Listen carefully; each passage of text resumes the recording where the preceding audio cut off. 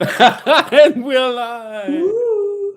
I was just doing like this. I was like, it's gonna stop any Do, do, minute, and do. I'm like, Awkward dancing. Oh no. Oh, I'm so bless sorry. you. Drink some beer Yeah, please forgive- quickly. I, I, I, Prost. I guess I should rather have some warm tea. Yes, I have both. Although I have everything here. Tea, water, beer. that you have it. No, I actually had a lot of it already today, so it's You all don't right. want to But I overdo can see it. you really dressed up for the occasion, and I look like shit. Sorry for that. No, of course not. Yeah, kids brought something home from kindergarten or school. I don't know. I don't want to know. But don't worry. Everyone has the sniffles right now. Don't worry. It's autumn and it's cold AF. Yeah, absolutely. Mhm. How was your week? My week was great. Awesome. Great I to hear. have been working hard on my Touring Fest slides, and it is Nice. coming along, and I can see my baby is growing into a real presentation, which is And really good fun. you actually have a really tough schedule ahead of you. You got your Touring Fest, you got SEOCom in Salzburg. Yes. There's also a third one.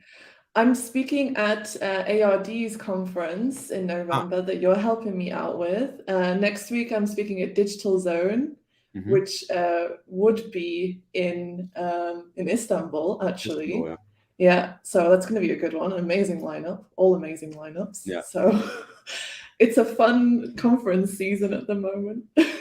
Yeah, but still a lot of remote. I mean, like you're traveling to Edinburgh, you're traveling to Salzburg, obviously. Yeah. But Yeah. I mean, like I was at that Istanbul show before, and it was awesome. And because also Istanbul is just absolutely phenomenal. I'd love to go. Yeah, Oh, but and yeah, speaking of traveling to conferences, Bastian Grimm is in the audience, who went nice. to Paris, right? You've been to France. Woo. Yeah, he's Hey, traveling. He's Bastian. like already again, like Yeah. back in before Corona mode. So he was flying like to Paris. He was flying to. I think there was another show he was at. So very active again, flying around. How does Crazy. it feel? Yeah, what is it like, Yeah, Bastian? Bastian, Are you tell us enjoying what is it it? like to go traveling again to all these conferences?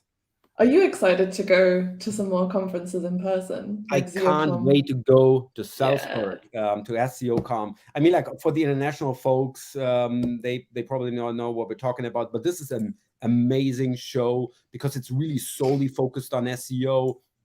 You got 4-digit type of kind of attendees there, and it's just SEO. It's great talks. It has been for the past 10 years. It was always very good. I was like in every talk. It's a great show. They have fantastic food. They have Wiener Schnitzel there every It's day. all amazing. And Yeah. although I'm trying to be more vegetarian, vegan for the most part of the week, I'm gonna eat a schnitzel every single day. Yeah, it's Maybe they have veggie schnitzel. Those are also nice, but it's all right. It's all right. It's not the same. Yeah, it's just not the same. It's just not the same. By the way, Sam is watching. Hey, Sam. Woohoo! Can really see Yay. and touring. I mean, Yay. you obviously. And I'm really envious of Touring Festival because it's in Edinburgh. I've never been to Edinburgh. Everybody was always saying like gorgeous. it's an amazing city. Not big. Not really big with whiskey, but just like with the Schnitzel in Salzburg, I would definitely also pound some whiskey when I'm there, right? But it must be a great festival, a great conference. There's so many great things, so many great speakers there. Should be a lot of fun. Yeah, I'm really envious of you there. By the way, Bastian is saying, yep, back at it. Copenhagen, all good. Oh, nice. Just my admin with paperwork. Oh yeah, that's probably because of all the what are they called? These forms that you have to fill out to go to other countries. Yeah, it's a pain in the ass, but it's all worth it. Oh, we can't wait to see you too, Bastian. Absolutely. Yes. Yeah, and it's not that far away. It's like just a couple of weeks until we go to Salzburg. Finally, started on my talk. Get started. Yeah, that's a good time to get started. Yeah. It is good time to get started. By the way, Bastian is going to keynote. If you haven't, yes. I mean, you have heard it, but for everybody watching, Bastian is going to keynote. It's going to be my successor as the SEOCom keynote, and I love it. I'm going to sit in the first row, right in front of him. you know, just like and finally It's your relax, turn. don't have to prepare anything, and I can just listen and like bug everybody by just sitting right in front of them. Sebastian Adler, 4 minutes, and I'm hungry already. Please stop. Yeah, too much talking about schnitzel. I'm so sorry, Sebastian. But if you come to SEOCom, I will buy you a schnitzel. Yeah, it's for sure. It's for making you hungry. That's a great offer. Yeah. We also got Rüdiger. Hi there. I hope everyone had a good week. We had a great week, as besides me being a little bit sick, but really, yeah, didn't really hinder me much to get my work done, so it's all good. And there's so much stuff, so much exciting stuff that happened this week. Again, it's like always when you think, oh, there's going to be a slow week, not a lot of news, bam, right? I mean, like some couple big things that got discussed in the SEO community, and I think it's a perfect occasion to talk about some of the things. Because really, a lot of interesting stuff happened. Transition. No slides today because I am lazy and busy equally. You're busy, Izzi? Busy Izzi and frizzy. What's and frizzy? Frizzy is like when you have big hair. Frizzy? I don't know the German word. Well, let me see. Frizzy Deutsch. Funkelt. Ne? Funkelt? Funkelt.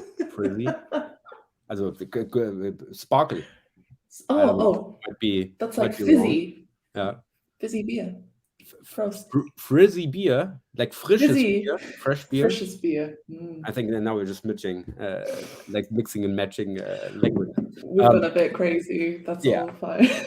We suck at that, but we know SEO. So let's talk about SEO. I think that's this way.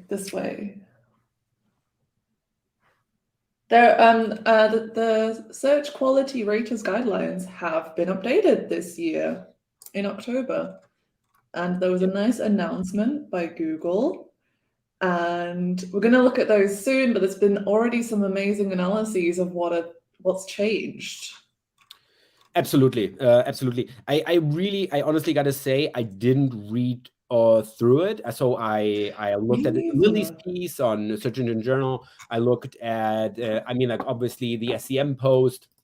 I mean, she's always like the authority on what is changing in Google. Also Jennifer Slack obviously is really the authority on what has been changed in these guidelines. But I really liked Lily's article because she was like really like pinpointing or highlighting 5 things that really changed. And I basically just read this and nothing more. Obviously these guidelines are really helpful in a lot of ways to be able to explain people for what Google is looking for. Obviously a lot of people still think this is like sort of like these guys basically like look at the SERPs and judge the SERPs, and this is directly feeded into the SERP so that they can basically uprank stuff or downrank stuff. Obviously this is not the case, right? This is really testing new algorithms, baby algorithms, whatever, by showing them side by side SERPs, how it's looking today, how it's going to look like after a algorithm change, and what do you like better, which results don't you like, and stuff. And there's also a lot of interesting questions when you are in the your money or your life section, right? Where would you trust this site with your credit card? Would you recommend this site to your parents? This kind of stuff. And we had this topic before, and I think this is always very helpful to go over these questions together with together with the customer, actually, like really evaluating their own site, and especially in comparison to their competitors. So really asking all those questions for your site, for your competitor site, to really see, how you stack up against the competition, especially in that your money or your life niche, and in regards to the trustworthiness you're displaying with your site. If that's remotely correct in English, I'm sorry. But all good. Yeah. But exactly, I was never like, oh, I got to read through all of those, and it's like super super insightful. It's really just a very helpful tool, but nothing more. And this is why I didn't read too much about it. By the way, Vahan is really happy. SEJ. Commenting SEJ here. I mean, like, obviously, right? I mean, SEJ. And don't forget, Vahan is also coming to SEOCom. So I think Vahan is giving us some beers at SEOCom for this. Pros. Yeah. No worries, Vahan. You don't owe us anything. I mean, it's great, isn't it? Like, these days in SEO, we are so aware of the fact that quality is of the utmost importance, no matter what kind of niche you're in. Of course, if you're in this your money or your life sector, then there are certain details, certain details that you need to adhere to.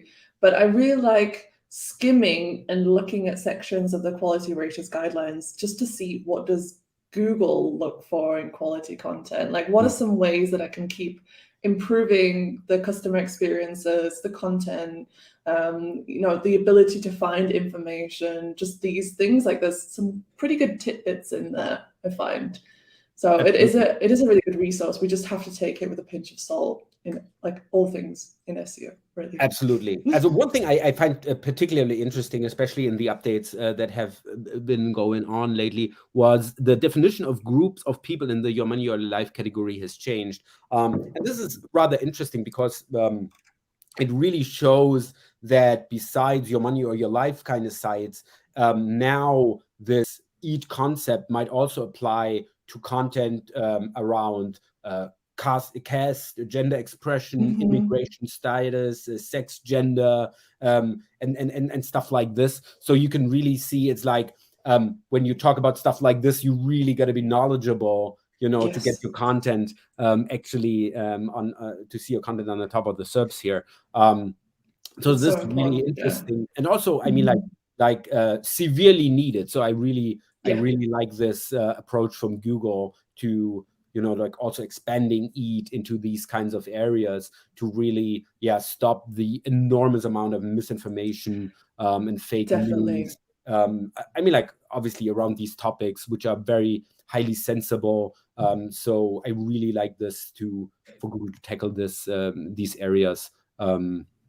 Yeah, because it's not just about low quality, it's also about this harmful misinformation and fake news that, it does cause a lot of harm to lots of people and to societies. So of course it's really important for Google to be on top of this as much as possible. So, absolutely. And you also see this in that section where they have been doubling down on lowest page quality, where they really expanded the definitions and provided specific examples of what it means for a page to cause harm, spread hate, misinform users, entice speed. Like they have some examples here. So I really like how Lily has been summarizing this, websites that dox users, content containing instruction on committing suicide or homicide. Holy shit. Content that contains offensive or dehumanizing stereotypes. Thanks so much of getting rid of that stuff, right? We don't need that kind of stuff in there. Harmful content that can be easily refuted by widely accepted facts. Why do we need to index that kind of shit, right? It's really pure false information and unsubstantiated theories that are not grounded in facts or evidence. So really doubling down on tackling fake news. I mean, like, obviously everything also surrounding COVID and stuff like this. I mean, like, in the US, I heard people are drinking like horse tranquilizer. No, it's not horse tranquilizer. Horse and warmer. Horse deworming medicine. It's a big thing among anti-vax communities. It's so awful. It's horrible. And this information, is spreading throughout the internet. And I really like Google's stance here on really, we don't need this anymore. And having this in the guidelines is really helpful. So definitely do check out these guides as well from Lily and Jen. And by the way, also setting on the offensive, this is number 4 here. They really, Google also removed the statement that a result should be considered upsetting or offensive, even if it satisfies user intent. That's it's very, very interesting. No, they're really tackling this. Okay. So, quality raters guidelines. Shall we move on to the next topic? Absolutely. Absolutely. Let's do this. Another big piece of news this week was Bing's release of IndexNow, which is a way of communicating to Bing and also Yandex, who are involved as well, that content has been updated. Please register and index the changes. Pretty cool advancement. We spoke to Bing, I forgot his name, but he's amazing. We had a really good conversation about Bing's advancements in their webmaster tools. Fabrice, of course. Yeah, he's great. And it's really interesting to now see this live. I've loved reading the mixed reactions from the community. We're going to go through a few of them. What do you think about this update? I mean, like, first of all, I mean, like, I really appreciate the initiative, and it's also very interesting that Google is going together with Yandex here. I mean, like, obviously, one big elephant is missing in that room, which is obviously Google, who still does not want to participate in this. And everything I hear, they really don't want to participate in this. And as you might remember, never heard it from us, but there was there is a rumor, you know, like actually Google wanted to announce this together with Bing a while ago, when actually, you know, like Bing started the initiative, and just a couple of minutes before it was called off, apparently, or whatever, and still Microsoft went forward with this initiative. It was like a closed beta a couple of weeks ago. Everybody could actually be a part of it, and now this actually opens it up a lot more, and also with this partnering with Yandex. Also, I really like this, that you would have like one also don't have to like sort of like ping everybody, but we can have it like one thing. But I mean, like, obviously Google not taking part of this.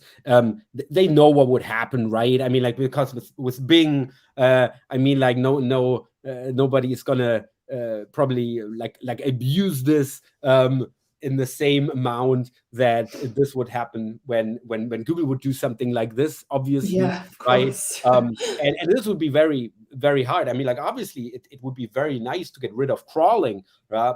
Because it's so time resource intensive, right? And also actually creates a gigantic CO2 footprint just as well, you know. But they would love to get away, get rid of this, get rid of crawling. But you know, if you switch this around, and basically now, because we all know what's going to happen, all the spammers are just going to hammer you with all these, index my spam, index my spam, index my spam, index my spam, right? And so you would basically start a two-front war of, you know, what you're crawling already dealing with spam, with what spam getting submitted with these kinds of APIs. And I don't know if they would really do themselves like a big favor here by doing this.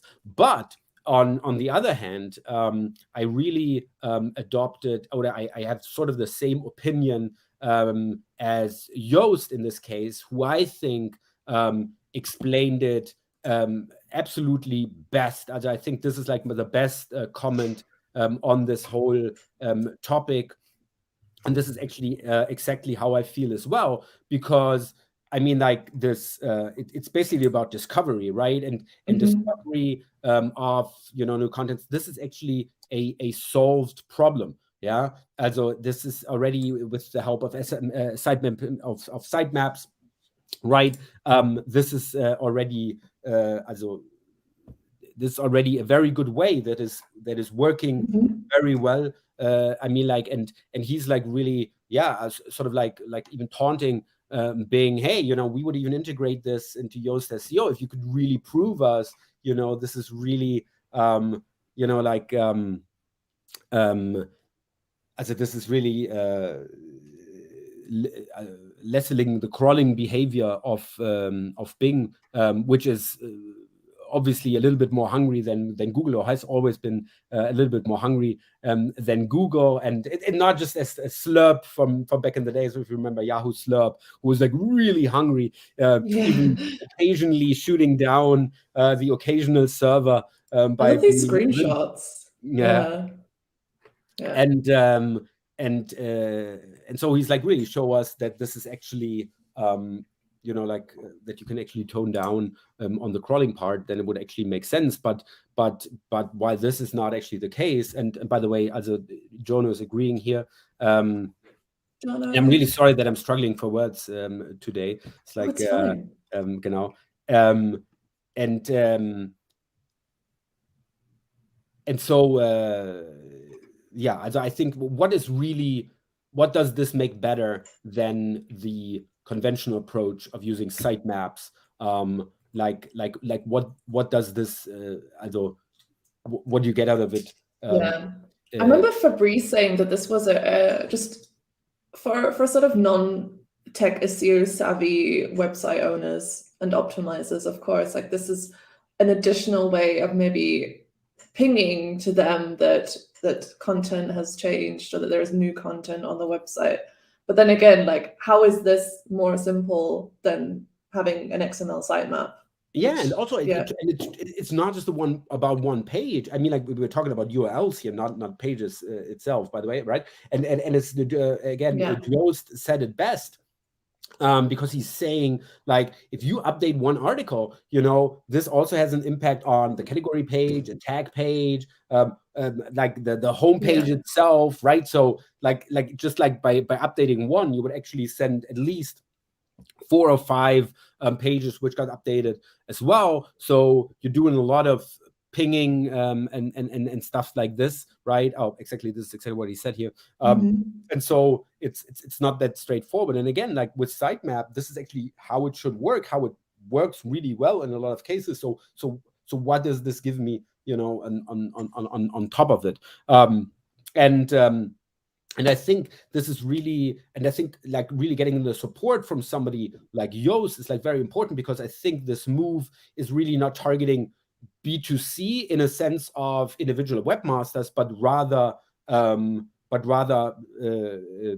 sort of like B2B. So the WordPress, Shopify, Wix, whatever, actually integrating this on their side, right? And therefore basically advancing the whole ecosystem by, for example, if you would see this directly getting integrated into WordPress, right? I mean, like you would definitely, you know, as we all know, you would directly touch 30% of all websites which are running WordPress, right? So I think this is really targeted towards the B2B side of things, really like the big networks where and what Joost is saying is like, yeah, we would do it. So we really welcome this, right? It's a great initiative, but you really got to show us, you know, what does it make better, and especially also from a saving crawling resources,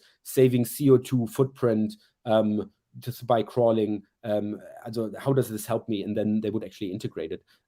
So I think this is a very, very and much needed discussion now being initiated here by Joost. Also I really appreciate this discussion here. Yeah.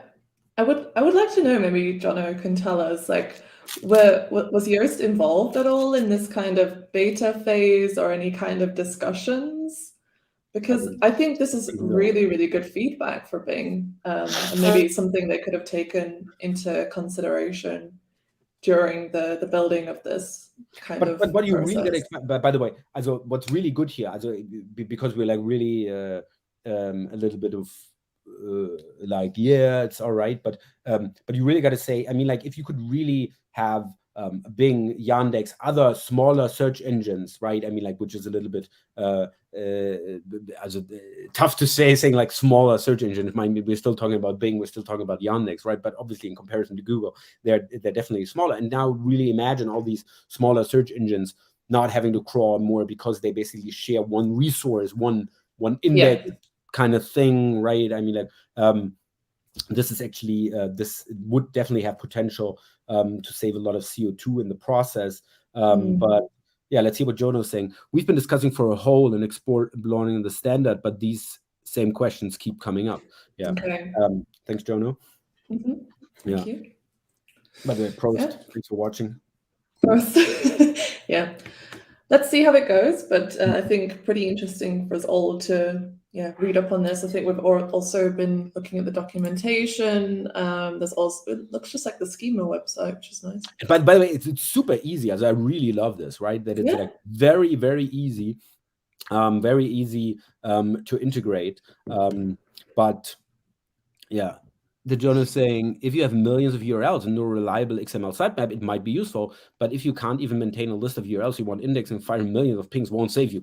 Exactly, right? I mean, like if you have that kind of a problem, this really won't fix this. This just might, like put the problem in a like somewhere else, but you still have big problems, right? And you should fix your shit and not find another band-aid, which you might like better. I think that's a great point here. Definitely by Jono. I know. I'm still like unsure of like what kind of problem they think they're solving here with this. Like I initially really enjoyed the idea and I thought it's kind of more important for discovery purposes, rather than like crawling pages or URLs to see if content has changed or been updated or whatever. But at the same time, I'm still like unsure of like how strongly and why do they think that this is such a relevant evolution for this industry? Yeah, and especially if you don't really see the crawl rates going down, right? I mean, like they've been doing this for a little while, and still, Bing crawl rates haven't really gone down significantly. And if you would see this kind of stuff happen, like really, basically, if you would say in a nutshell, Bing is not crawling anymore, right? So saving a big chunk of CO2 in the process because they switched to this kind of logic. I mean, like obviously you can't, because this actually depends on sites doing this. So basically you cannot get rid of crawling, because you would have 100% of the sites that you actually have in your index adopting this process that you can still do this kind of stuff. So you would always still rely on crawling, and then it's like, so why do you do this and that? I don't know. It's a fair point to really ask about the motive here. Sebastian is saying maybe Bing wants to be more up to date. They're serving multiple other search engines like Ecosia. Maybe it's a feature for them, not for us. Could also be interesting. Also, very interesting perspective. Thank you so much, Sebastian. I mean, like, there's a lot of chat, a lot of discussion. And I think this is the good thing that came out of this about this news, that it really sparked a very fruitful discussion about, I mean, like something which is driving this industry, crawling, which has a gigantic CO2 footprint, right? So I think there's a very much needed discussion that just begun. So we're definitely going to watch this very closely, and we're definitely supporting Joost here because he's really carrying the flag for us all, and leading us into battle. If I can stay with the metaphor here. Sorry, I'm sure he likes that. See Jono on a battlefield. I don't know, but on an intellectual battlefield, of course. An intellectual battlefield. Okay. I wouldn't want to be on that battlefield. Thank you so much. Thank you so much. Cool. And of course, like Zip Tie from Onely have done a great resource. So there's Tomek, awesome Tomek. So you can read up also some more information on how to get it implemented. Oh, and by the way, the CloudFront integration, and this is really something like which is this is really cool, right? I mean, like, and especially for somebody like CloudFront, this makes so much sense, right? Already operating on the edge here and actually being able to do this kind of stuff. So I think there's a lot of good stuff coming out of it, but I think we're not there yet. And I think also Google is watching this very closely, the whole discussion and everything around it. True. Because they still also have this problem. While they might be a bit better here, it's still a very a legacy problem they have here, and that needs to be fixed somehow, with someone in the future. Yeah. Also, like how Tomek made a similar point to Sebastian here as well, like this perspective of supporting smaller search engines. So that, it's a good point. Okay, shall we move on? Yeah. The Google Centerpiece annotation, the primary content of page and site. Marcus, explain. I did not read this yet. Yeah, this is phenomenal because we actually, as you remember, last week we were actually also promoting this fantastic video from Duda, which had Martin Split and Bartosz geeking out in JavaScript SEO. And actually, I also just read the write-up, right? So I didn't watch the whole webinar, but there was a hidden nugget of information, and again, something which we love, not just here at 302 of a kind, but generally these nuggets of information of interna at Google, which actually Martin spilled in that webinar, and it was largely undetected until I think I read it yesterday. And this is so interesting because this revolves around the concept of content, Google Centerpiece annotation. So something, how they call this internally, which nobody had ever heard before. And this is such an interesting tidbit of information here, because Google is basically really good at, like really determining the topic of a specific content and actually being able to see what's the boilerplate, oh, there's this content is about this topic, there's something also going on about another topic, so this must be something different. So they're really good at really like slicing and dicing the page into, what's like really the central content here. And it's really important that you stay on topic. So if you're good in one topic, this is what you're going to rank well for. But if you expand to different topics, you might not rank as well as with the other topics, because really Google can see, well, 80% is going around. I don't know what kind of example they brought here. Dog food and bikes. Dog food, and then it's 20% about bikes. So that bike content isn't probably all that valuable. So I really like this, how Google is actually now like officially stating that this kind of stuff is actually happening, and Google is really like trying to find out, okay, what's the content, what's the topic, and you should stay on topic if you want to rank well here. So a really great tidbit of information here, and also much needed, because I remember back in the days, as a lot of SEOs, I had like a blog. In that case, it was actually about job boards, right? It was the job blog. And it was very well, was ranking all over the place for all these job board, job related, also like CV and application process, these kinds of keywords. But I also expanded into totally different keywords. So I was doing affiliate pages for musicals in Germany, for whatever. And it was working really well because I was an authority. I had it was a PageRank 7 domain, right? So it was ranking really well. And I could write about anything, and it would end up ranking really well for all these topics until it didn't anymore.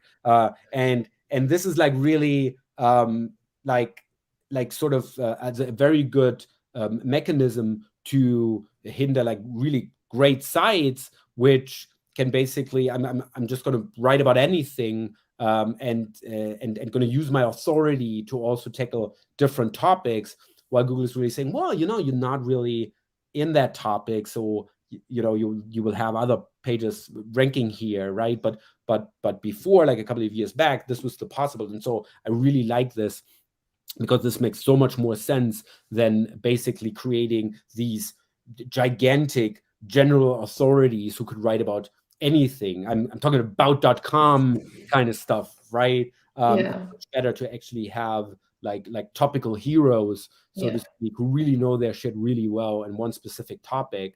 And so I really like this tidbit that you could really see this is actually going on.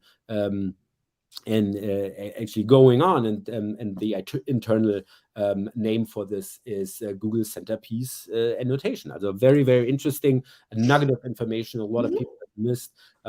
So kudos to whoever heard this in the video. That's a very, very interesting piece here.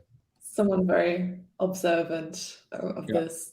Yeah, it's really interesting. I would love to know where Google draws the line of what is a topic and a related subtopic as well, because I think it's really important to not just focus on this primary purpose, but of course to like dig into sort of related, relevant subtopics. Like I'm talking about my bike, but maybe I need to have a little paragraph about, I'm so bad at examples. Oh, me too. Like, I'm talking about car rental, and then I'm going to talk about like one paragraph on like flying to this country. Like I've changed topic to like a different kind of transportation. Or I'm talking about York, and then I'm going to have one paragraph about Manchester. You know, like I don't know, but sort of how sort of different does it need to be in order to become completely irrelevant and not supporting this primary topic? I mean, it really depends on if you talk about, you know, like sightseeing in different English cities. I mean, I think it's perfectly fine to talk about York, to talk about Manchester, but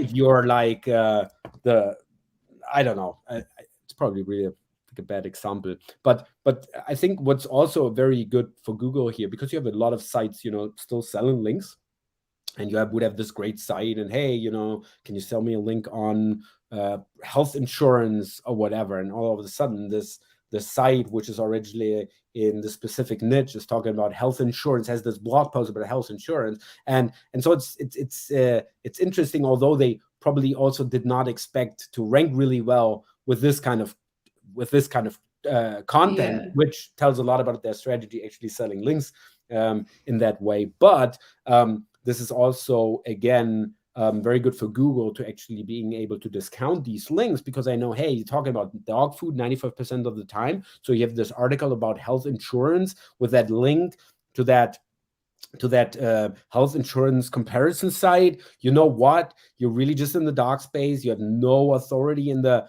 health niche. So I'm also not gonna count this link.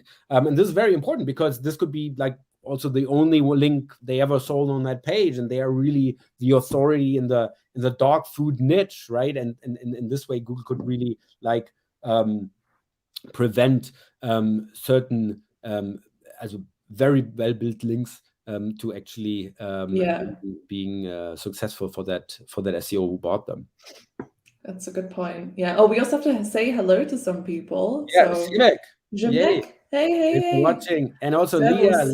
Thank God it's Friday. Thank God it's Friday. Thank Google it's Friday. That's true. Yeah.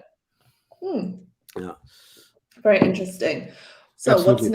What's next? We have the ARA/Women in Tech SEO State of Technical SEO report. Was released this week. So it's a study of a lot of people. How many? Thousands? 100? Hundreds? But yeah.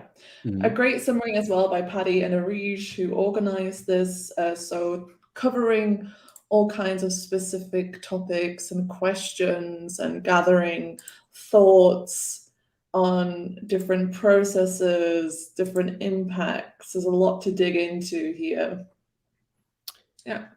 Yeah, absolutely. I like the whole forum, like the whole like the whole survey.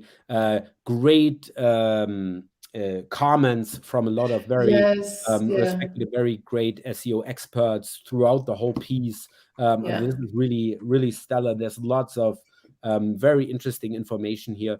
I mean, like, obviously we talked about this. I was a little bit unhappy with the technical SEO tools section. I actually filled it out together with our listeners and viewers at our Daily Dose of SEO. You know, so when this came out, I was like, hey guys, let's do this survey together.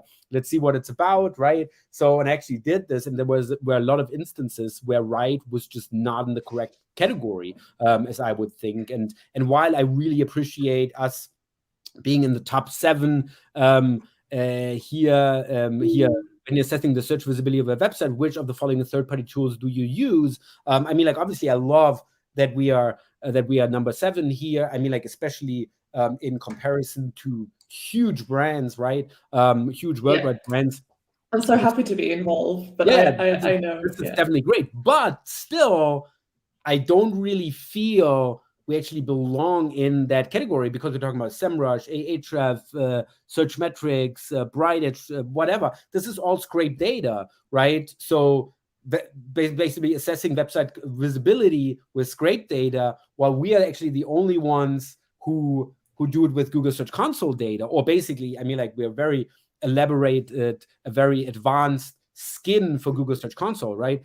So we're doing something fundamentally different than these tools, and so it was like really, I really didn't have the impression whoever did this ever worked with Write before, or actually like knows what makes us unique. But this is exactly, I think, one of the problems that we always had in this niche, is that we are unique in how we are actually approaching this game, right? And if you do something uniquely, it's always very hard, to find your place, because you're unique. Sure. You're the only one doing it in this special way, right? I have the same problem. And obviously this is the big problem. So I'm just going to focus on the good thing, which is us being here in the top 7 with very worldwide known brands. So it's great. Yeah. But yeah, also nevertheless, yeah.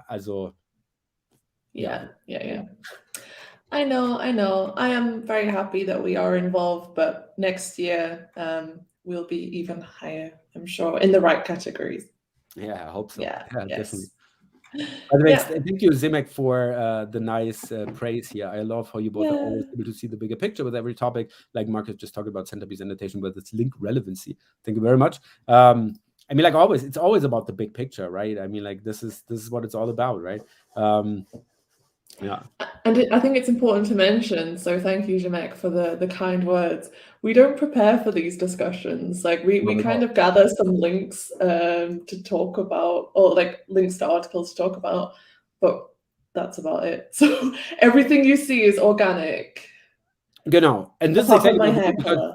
Actually, now with Corona and us not being in the office every day, we actually don't see each other anymore all too often. And obviously, we don't have any opportunity to actually talk about these things going on. So this is exactly what this format is for, so to speak, like updating each other in regards to what is happening, and we just let everybody listen what we think about this. So yeah, I'm glad you like the format.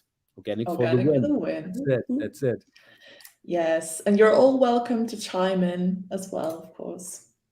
So indented results we've been seeing a lot of recently. So a Moz study recently has found that they're at 40% of all SERPs. So they are here, and they are here to play. These ones, right? These indented results. Yeah, also it's just I think he just used 1,000 keywords. So like obviously I was like very like 40%. Oh, okay, I didn't see that. Never thought it's going to be 40%. I would have never guessed 10,000. 10,000, which is still a very small sample size, and obviously probably just US. Probably, yeah. But still 40%. That's a gigantic number. I would have never thought it's going to be 40%. But great write-up here from Pete. Also looking at the how basically indented result and site links still live on pages together, and if there's actually been some movement there. So it's very interesting information on this move here. Yes. And I also wanted to pull up some thoughts from the industry. Oh, hey, Eleanor, let's click you away. Also from, again, Lily. So Lily has been also coming up with the different scenarios in which these are triggered, these indented. Oh, I can't zoom in so well. So for example, when the domain is highly authoritative for the topic and Google found 2 duplicate highly similar URLs, so it serves both. When the query is navigational and Google thinks there are multiple useful results from the search for brand's website. And more recently, this is, I think, a topic of discussion at the moment. I don't know if you've all picked up on it, where Google has begun showing 2 different intents. So if you have both a transactional page and an informational page on the same topic, it's possible Google will show both your URLs, which is an absolute jackpot for SEO.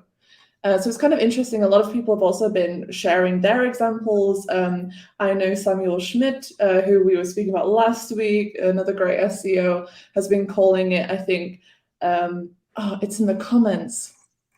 Gosh darn it. Yes, I the know what you mean. what and the how.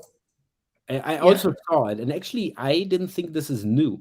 I think this is also more like very common with mixed intent queries. If you really have a mixed intent, if you're searching for Halloween costumes, what are you looking for? Do you want inspiration? Do you want to buy one? Right? And this is exactly what it is. So this is a mixed intent. You have people who want to make them themselves and this kind of stuff. So this is really that goes into Google getting better at like really figuring out the intent of specific search queries, and we see mixed intent, and we have valuable results from one domain. They will actually show them with this indented result. But before, you would actually have also a double ranking, which is also not quite uncommon, I might say. And so I don't really think this has changed. I would rather presume that Google is rolling out like a better also that they know the intent better,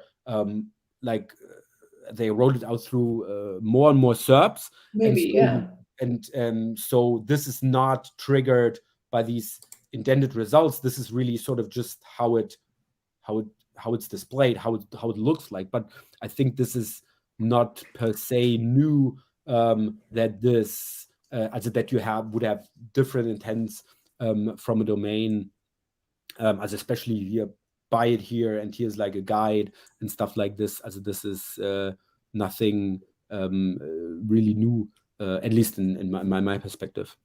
I think maybe it's just it's a clearer way where Google can serve different intents for a more mixed or vague intent query, without sort of ruining a user's experience, or in a way that seems more better for them. So having the indentation below. So I was also like, I mean, looking at our cannibalization report, like this is just like a gold mine for these kind of queries. Like, I mean, robots.txt, we have like the robots.txt generator where you can actually create your robots.txt file, and then like wiki page, like what is a robots.txt? How is this helpful? So these kind of like vague intent queries. I mean, I couldn't find any in my like 2 minutes of checking, couldn't find any indented ones.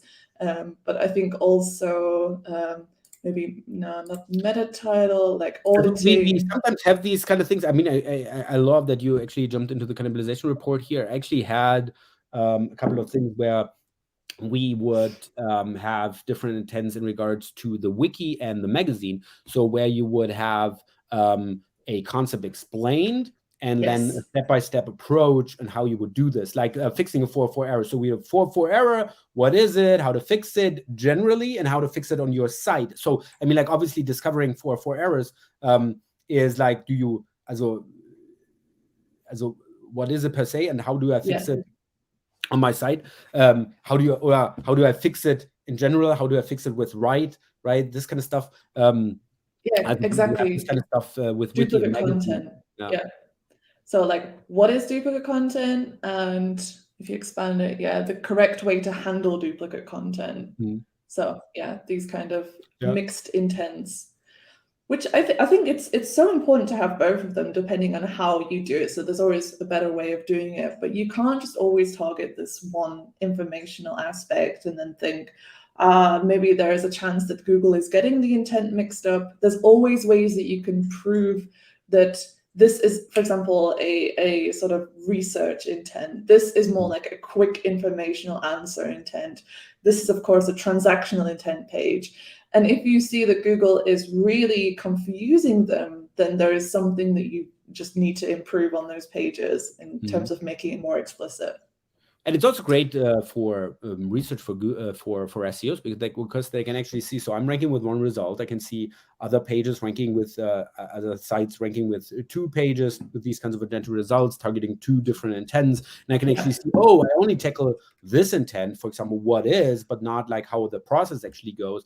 And I can actually use this because I know if it's showing for that other site, there's definitely users that have this intent. I mean, like obviously you can also see this with search suggests. So you would basically go to the search box and hit the space, and then you would actually see maybe some more long-tailish queries, which have a little bit of a different intent here. And I think this is very interesting. If you would see this with another site having those indented results with a different intent, that you would actually also venture into this and now say, oh, this is great. This is a great intent here. I even didn't think of this. So I'm going to write up the process, putting on my magazine, and also get me two pages into those SERPs. So it shows like very easy that there is that this is a mixed intent SERP, and there's actually a room for room to grow in something which I have not tackled before.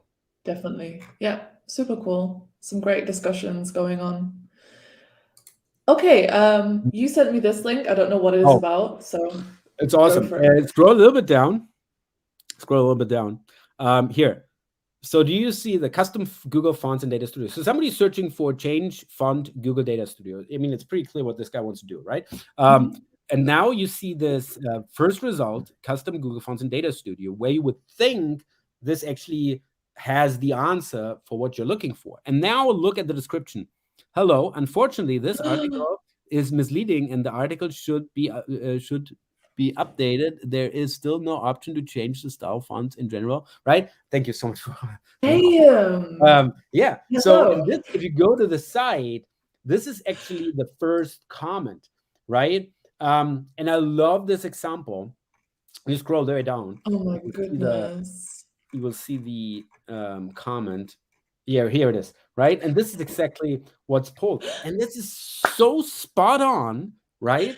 That you would actually, because it is misleading, right? It's still great result. And I mean, seriously, there is no way, apparently, there is no way to change the font in Google Data Studio, or not that easy, whatever, right? So I didn't venture into this, but it looks like this. Still, people search for it. They get this result and are frustrated because they actually don't get the instruction on how to change the font in Google Data Studio. And Google actually polling that comment saying that is misleading is actually helping the searcher a lot, right? Because it's already, giving me this. Also, I love this. This is really so unique and so cool. How did you find this? This is actually in a great German SEO newsletter from Wingman. Wingman is a great and very accomplished SEO agency in Germany. They're from Hamburg. Great guys, Jon van Hülsen and Flo Stelzner. They have a very good newsletter. I think one of the best German SEO newsletters. And they're really like just taking a couple of topics, but really expand on them. This is what they're doing really, really well. And this was one of the topics they actually had in their Tuesday newsletter, where they were talking about this kind of stuff. I mean, like, still we're talking about title deck changes and Google, doing this kind of stuff. And he came up with that fantastic example. I just had to send it to you because it's so unique, and I love it. And this is really how smart Google already is, right? By sort of like already giving me a very vital piece of information right in the SERPs before I go to the article or read through it. I'm just frustrated that I got misled here. That's so interesting. I'm going to tweet that later. Thanks. You should read the newsletter. You could translate it. I can send it over to you. I could use it to practice my German, because a lot of SEO words are very similar in English and in German. So I'll basically know what's going on. Use English words, right? Yeah, or like some kind of Germanized version, like gegoogled or interne Verlinkung.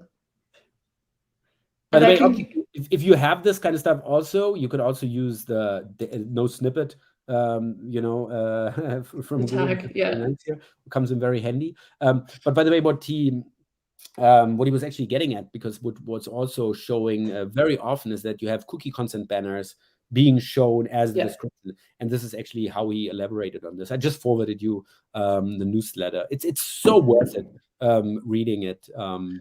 Cool. Yeah, I really love it when it comes every Tuesday. Amazing. Next up, we have iPullRank, who are always crushing it on the content front and on the resources and everything. I didn't read this one yet because, again, I just got the link this afternoon from you, so thank you, on 11 common enterprise SEO problems and solutions. But so there's nothing specific I want to point out here. It's just a very great piece of content here. I love this. Here. Yeah, absolutely. So he's really going to like all the big guys, you know, like Zillow, TripAdvisor, this kind of stuff. He has very good examples. Lots of great stuff here. I mean, like, again, there's nothing really specific I want to point out. It's just a very good article that's worth reading, especially if you struggle with enterprise SEO, because they get a lot of great case studies here that you might also be able to use. So yeah, this is a very great article. I think there's also a webinar. It looks like it was originally a webinar and they transcribed it, but they did a great job of the transcription. I'm enjoying this. Yeah, absolutely. Also, it's really great, and also just offering this transcription is so helpful. Not just having the video, but this would also obviously get him a lot of organic traffic as well. Super cool and more accessible, of course. And also NerdWallet, obviously. I mean, like, we had this example last week. Obviously, he also dives into this. So yeah, this is just a really great piece of content here. People should check out. Yeah, super cool. And then finally, in terms of amazing content, we have, I don't know why it's a bit dark on my screen, but Kevin Indig's blog. I don't know like an why. overlay of the I think so. concept banner or something like this. Weird. Shall I turn it off?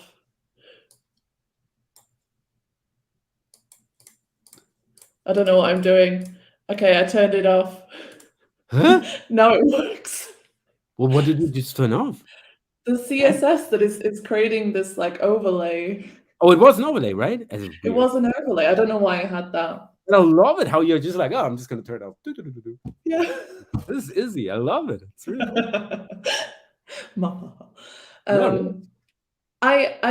love this article. Kevin has updated it. So I was also referring to it quite recently because I think this is more of an evergreen content piece that he keeps up to date. And also because, you know, he has great experience in building up SEO teams, and he knows the different kind of structures that are required.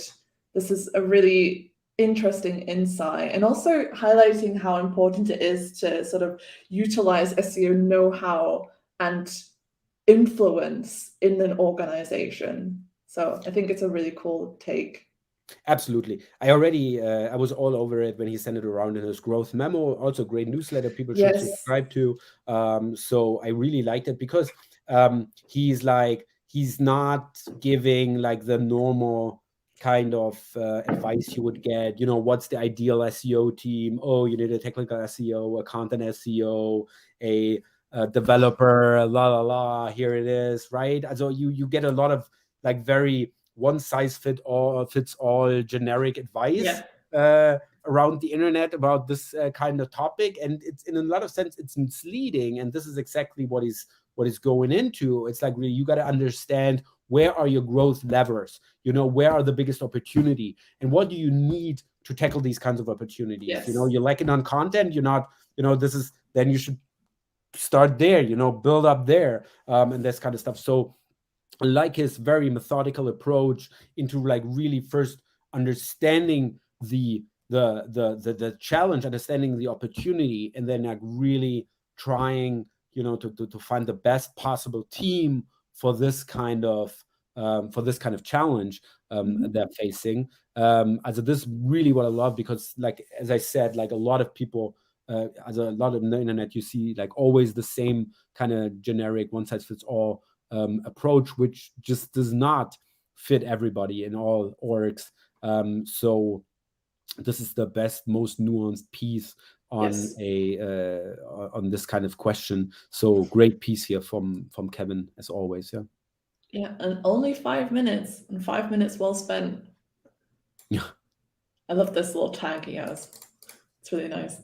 Yeah. Yeah, it's awesome, and Yeah. I also like also having this here and actually tying this actually to Google Analytics and to actually see, do I have an average time on site of at least about like 4:30, right? Or something like, to really like see, Oh, do people read my content?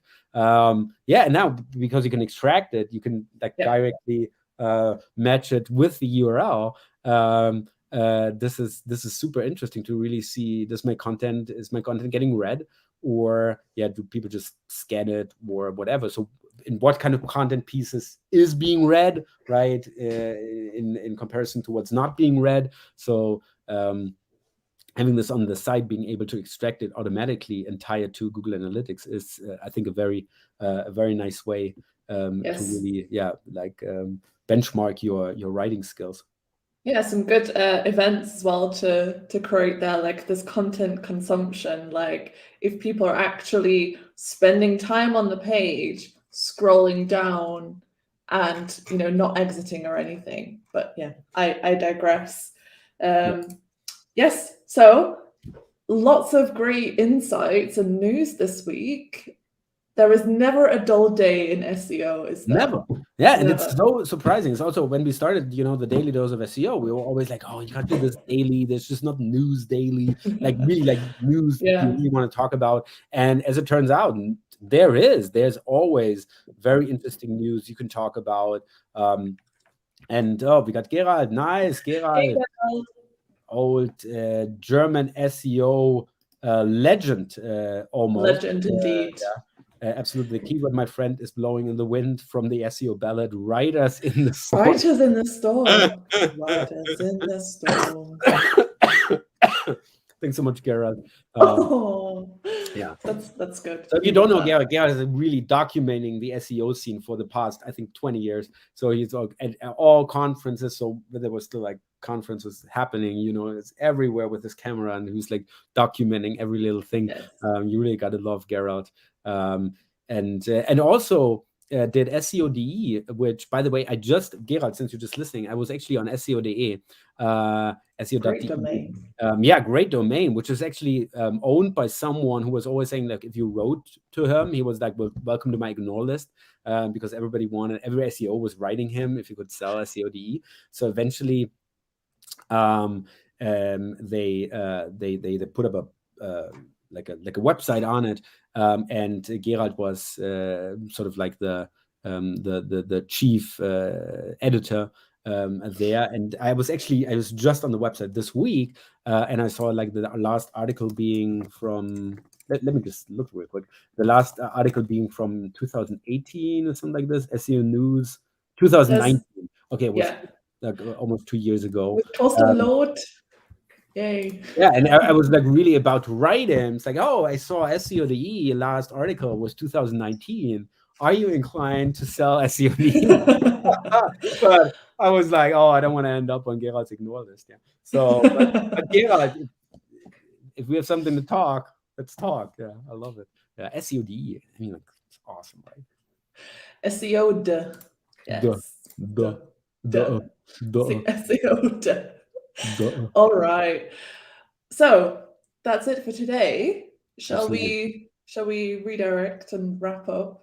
Yeah, let's thanks so much everybody for watching, everyone. for staying with us. Absolutely. I think we're going to be back next week. We're here next week, but not the week after. The week after, I'm also on vacation, so we're both on vacation. So we're definitely going to do next week. So tune in again. Thank you so much for listening. Thank you so much for tuning in. And now we would like to temporarily redirect you from work to the weekend. That's us. Thanks so much.